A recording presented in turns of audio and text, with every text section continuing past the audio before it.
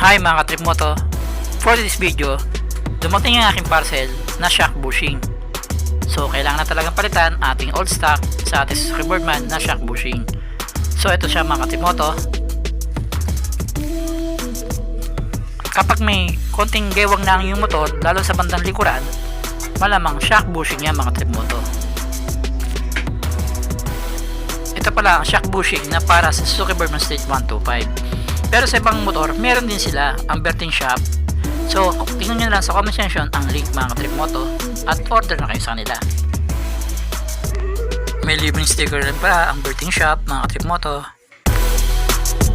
At muli, dinala ko ang aking motor sa Boss Motor Shop. At kay Pops Adjo na sinukuli, pinakabit ang shock bushing. At trusted siya ng mga Birdman Stage 125 dito sa Taguig area namin. So search na lang yan sa Waze, Boss Motor Shop sa Pinagsama, Taguig City. Ito pala yung pinagpalitan na stock na shock bushing natin mga katripmoto.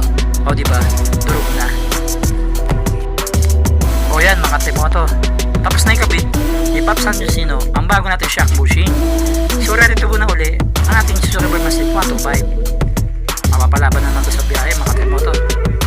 O mga katripmoto, huwag mo kalimutan mag-like, mag-share, mag-comment ka na rin at send ka na rin ng stars at mag-subscribe ka na rin sa aking mga video para lagi updated sa mga gagawin ko pa. So thank you for watching uli mga katripmoto, next time uli, bye.